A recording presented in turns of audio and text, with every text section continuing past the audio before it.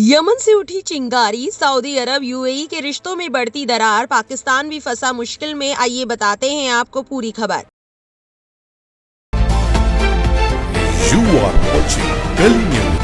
Saudi अरब और संयुक्त अरब अमीरात के बीच यमन को लेकर पैदा हुआ विवाद अभी पूरी तरह खत्म नहीं हुआ है।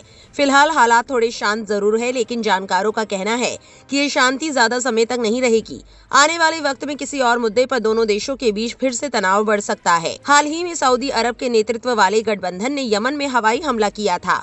इस हमले में उन हथियारों और सैन्य गाड़ियों को निशाना बनाया गया जिनके बारे में कहा गया कि वे यूएई से जुड़े हुए हैं। इसके बाद सऊदी अरब ने यूएई से मांग की कि वो यमन सरकार की बात मानते हुए 24 घंटे के अंदर अपनी सेना वापस बुलाए। इसी घटना के बाद दोनों देशों के रिश्तों में खटास साफ दिखाई देने लगी।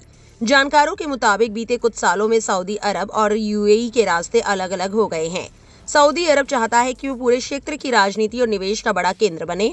वहीं यूएई अफ्रीका और लाल सागर के आसपास अपने व्यापार और ताकत को बढ़ाने में लगा हुआ है। यमन के अलावा अफ्रीकी देशों में बंदरगाह बनाने, सैन्य ठिकाने तैयार करने, तेल के उत्पादन और ओपेक के फैसलों को लेकर भी दोनों देशों की सोच अलग रही है। सूडान, सोमालिया, अदन की खाड़ी और लाल सागर जैसे मुद्दों पर भी इनके बीच मतभेद खुले तौर पर नजर आए थे। इसी वजह से दोनों देशों के बीच चल रही छुपी हुई प्रतिस्पर्धा अब सामने आने लगी है। बीबीसी में छपी रिपोर्ट के मुताबिक इस पूरे विवाद का असर पाकिस्तान पर भी पड़ सकता है। पाकिस्तान के रिश्ते सऊदी अरब और यूएई दोनों के साथ पुराने और अच्छे रहे हैं।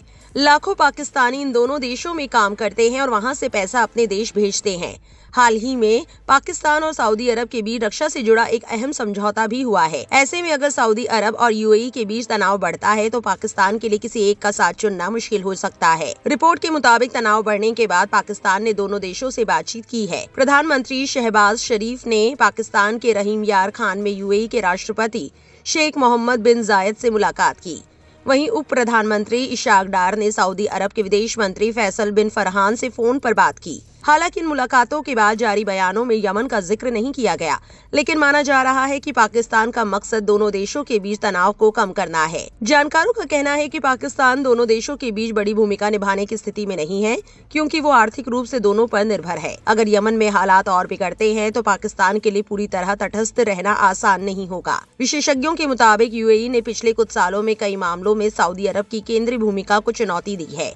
इजराइल को मान्यता देना, अफ्रीकी देशों में बढ़ती मौजूदगी और व्यापारिक हितों पर जोर देना इसी की मिसाल है। दूसरी तरफ सऊदी अरब अपनी सुरक्षा को लेकर बेहद सतर्क है और वो ये नहीं चाहता कि उसके आसपास ऐसे समूह मजबूत हों जो उसके लिए खतरा बने। इसी वजह से यमन और लाल सागर से जुड़े मुद्दे सऊदी अरब के लिए बहुत अहम हैं। आपको बता दें कि अमेरिका दोनों देशों का करीबी साथी है और वो नहीं चाहेगा कि अरब देशों के बीच बड़ा टकराव हो। इसी कारण अमेरिका ने हाल ही में दोनों देशों के विदेश मंत्रियों से फोन पर बात भी की है। हालांकि जानकारों का मानना है कि अगर विवाद ज्यादा बढ़ता है तो अमेरिका के दखल के बावजूद तनाव बना रह सकता है। कुल मिलाकर यमन से शुरू हुआ ये विवाद अब सिर्फ एक देश या एक मुद्दे तक सीमित नहीं रहा है। ये सऊदी अरब और यूएई के बीच बढ़ती दूरी और बदलते रिश्तों की तस्वीर दिखाता है, जिसका असर आने वाले समय में पूरे क्षेत्र और मुस्लिम देशों पर पड़ सकता है। इस पूरी खबर को लेकर आपकी क्या राय है, कमेंट सेक्शन में जरूर लिखें और ऐसी और वायरल अपडेट्स के लिए हमारे चैनल को सब्सक्राइब करना ना भूलें।